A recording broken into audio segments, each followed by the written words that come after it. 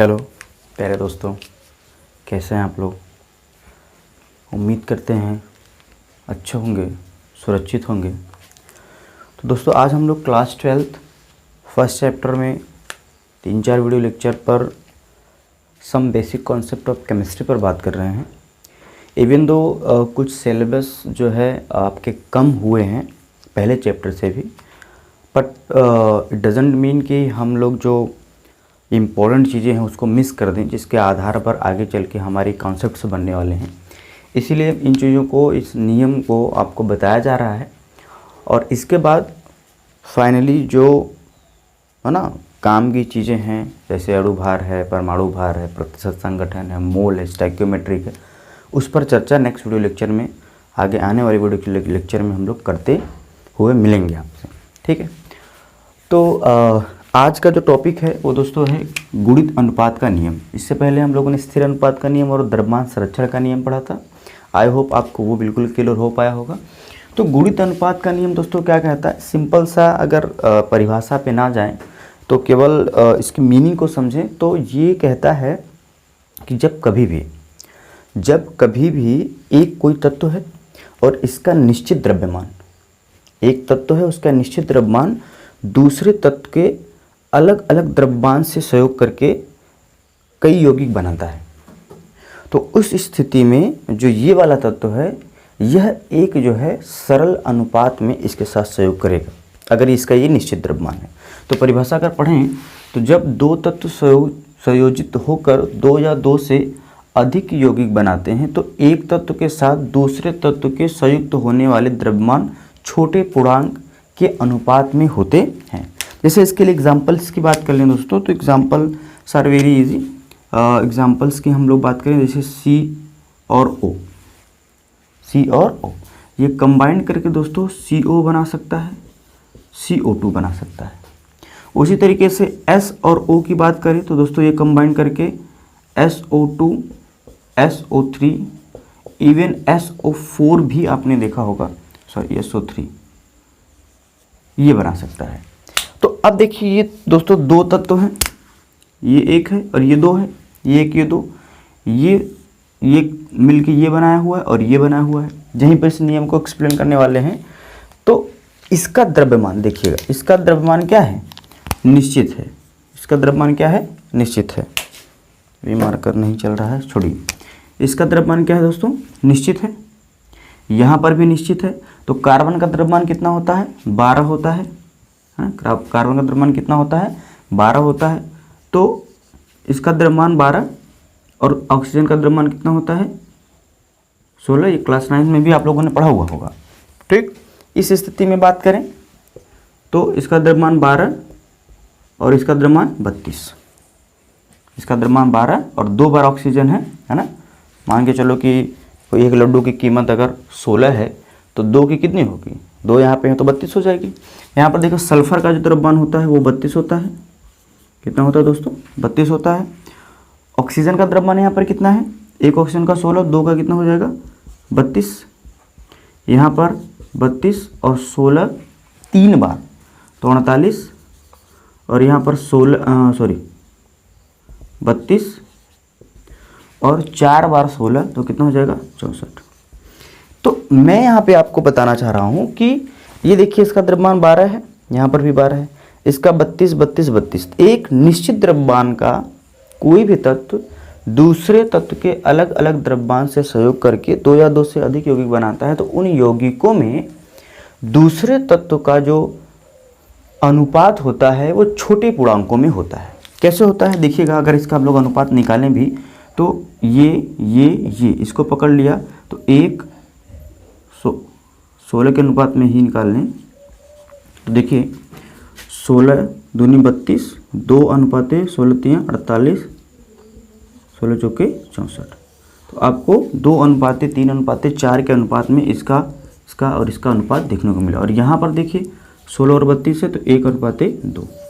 तो वही चीज़ कहना है। तो सिंपल सी जो ला है इसको आप समझेंगे तो आपको यही मिलेगा कि क्या मिलेगा, आपको यही मिलेगा कि जो हमारा एक कोई तत्व है, अगर उसका निश्चित द्रव्यमान से दूसरे कोई तत्व का अलग अलग द्रव्यमान संयुक्त होता है, तो जो अलग अलग तत्व का द्रव्यमान संयुक्त हो रहा है इससे, वह एक सरल और छोटे पूर्णांकों के अनुपात में होगा। तो इससे देखिए ये अलग अलग द्रव्यमान में संयुक्त हुआ तो इसका अनुपात 1/2 आया, वही स्थिति यहाँ पर बनी। ठीक है, आई होप कि आपको ये बात समझ में आई होगी कि जब कभी भी कोई एक तत्व एक निश्चित द्रव्यमान का हो और दूसरा तत्व जो है वो क्या हो जाए, अलग अलग द्रव्यमान के साथ साथ क्या करे, संयोग करे, तो जो ये वाला तत्व है इसका जो अनुपात है वो सरल पूर्णांक में होगा।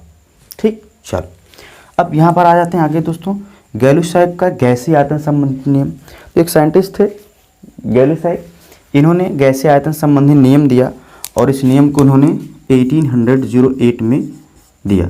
अच्छा, इसको देखिए जॉन डाल्टन ने दिया था, है ना, चाहे तो लिख सकते हैं 1803 ईस्वी में। इसमें बहुत ज़्यादा याद करने की आपको कोई आवश्यकता नहीं, क्योंकि किसी भी एग्ज़ाम में आज तक नहीं पूछा हुआ है कि किसने सन में ये दिया था। ये सब इतिहास का सवाल है, भूगोल का सवाल है, रसायन विज्ञान का सवाल है, बिल्कुल नहीं। इसलिए मैं सन पर कभी भी ज़्यादा फोकस आपको नहीं करता हूँ। ठीक, तो जॉन डाल्टन ने दिया 1803 ईस्वी में ये नियम, और 1808 ईस्वी में इनके तो नाम से ही दिया हुआ है गैलुसाइफ का नियम। इनका सिंपल सा मीनिंग इनका भी समझो कि जब दो गैसें समान ताप और समान दाब पर आपस में संयोग करती हैं तो इनका अनुपात जो होता है वह क्या होता है, सरल अनुपात में होता है। और यदि इनके संयोजन से गैस ही बन रही है, इनके संयोजन से गैस ही बन रही है, तो उस गैस के अनुपात से भी इनका सरल अनुपात होगा। ठीक, परिभाषा पढ़ते हैं। जब दो गैसें परस्पर रासायनिक अभिक्रिया करती हैं, है ना, दो गैसें परस्पर रासायनिक अभिक्रिया करती हैं, तो मान लीजिए हमारे पास जो है H2 और I2, ये दो गैसें हैं जो परस्पर रासायनिक अभिक्रिया कर रही हैं। जब दो गैसें परस्पर रासायनिक अभिक्रिया करती हैं तो समान ताप व समान दाब पर उनके अभिकारी आयतनों, उनके अभिकारी मतलब ये अभिकारक हैं, मैंने आपको सिखाया था अभिकारक और उत्पाद। जो बाएं तरफ अभिकारक तीर के और जो दाएं तरफ होगा उत्पाद होगा। ठीक है, तो उनके अभिकारी आयतनों में तथा अभिक्रिया में गैसीय पदार्थ के आयतनों में सरल, यही चीज़ आपको समझना, सरल पूर्णांक अनुपात होता है। क्या अर्थ है इसका दोस्तों, कि जब कभी भी कोई भी गैसें आपस में क्या कर रही हैं, मिल रही, जैसे ये गैस है, ये गैस आपस में मिल गई, ठीक है, और एक जो है वो नई गैस बनी, तो ये नई गैस और ये दोनों जो गैस थी ये आपस में सरल अनुपात में होती। आपको कुछ भी नहीं याद है तो आपको क्या बोलना है कि जब समान दाब पर दो गैसें आपस में अभिक्रिया करती हैं तो बनने वाली गैस भी उनके साथ सरल अनुपात में होती है। तो यहाँ पर अगर आप देखेंगे तो यहाँ से बनेगा क्या, HI बनेगा और क्या बनेगा, 2HI बनेगा। तो यहाँ पे क्या है आपका हाइड्रोजन आयोडाइड बना। अगर इनके अनुपात की बात करें तो एक आयतन इसका लगा, क्योंकि यहाँ पर जो भी रहता है उसी को लेते हैं, एक आयतन इसका, और ये जो बना वो 2 आयतन, तो 1:1:2 के अनुपात में है, 1:2, 1:1:2 के अनुपात में। सरल अनुपात का मतलब कि 1:2, 2:3, 3:4, ये सब सरल अनुपात हैं। जब अनुपात 5 के ऊपर चला जाता है या फ्रैक्शन में आ जाए या डेसिमल में आ जाए, फ्रैक्शन होगा तो डेसिमल में आएगा ही आएगा, तो उस स्थिति में आपको क्या होगा, वो सरल अनुपात नहीं कहा जाएगा। ये सब चीज़ें क्या है, सरल अनुपात मानी जाएंगी। ये सब चीज़ें क्या है, सरल अनुपात मानी जाएंगी। तो जो बार बार ये सरल पूर्णांक अनुपात कहा जा रहा है तो इसका थोड़ा सा मीनिंग भी आप समझ रखो। तो यहाँ पर कहने का अर्थ क्या है कि जब भी जो गैसें हैं, है ना, समान ताप दाब पर जब दो गैसें आपस में संयुक्त होंगी और एक नई गैस बनाएंगे तो इन गैसों का और बनने वाली गैसों का अनुपात एक सरल अनुपात में होगा। अगर वो गैस नहीं बनाई है ना, दो गैसें मिली और जाके कोई लिक्विड बन गया, तो उस स्थिति में क्या होगी, तो लिक्विड बन गया तो उसको हटा दो, लेकिन ये जो अभिकारक है ये आपस में सरल अनुपात में है। लेकिन अगर गैस ही बना तो ये दोनों तो सरल अनुपात में होंगे ही होंगे, और जो बनने वाला उत्पाद होगा वो भी एक सरल अनुपात में देखने के लिए हमको दोस्तों मिलने वाला है। तो ये दो नियम आपको बताए गए कि गुरुत्व अनुपात का नियम और गैलुसाइफ का गैसीय आयतनों का नियम। एक छोटा सा नियम की चर्चा यहाँ पे और दोस्तों, अवोगाड्रो का नियम। तो ये एक साइंटिस्ट थे, इटालियन साइंटिस्ट थे, तो इन्होंने 1811 में गैलुसैक के नियम के बाद गैलुसैक के नियम की अध्ययन किया और उसके थोड़ा और आगे चल के व्याख्या किया। तो इनका पूरा नाम था एमादियो, है ना, एमादियो एवोगैड्रो। एमादियो एवोगैड्रो साहब ने 1811 ईस्वी में, जो 1808 ईस्वी में गैलुसैक ने अपना नियम दिया था, उसी को थोड़ा सा और एक्सलापोरेट किया, उसको और एक्सप्लेन किया और कहा कि समान ताप व दाब पर समान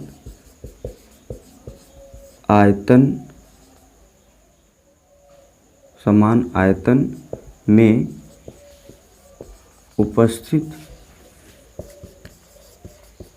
गैसों में अणुओं व परमाणुओं की संख्या समान होती है।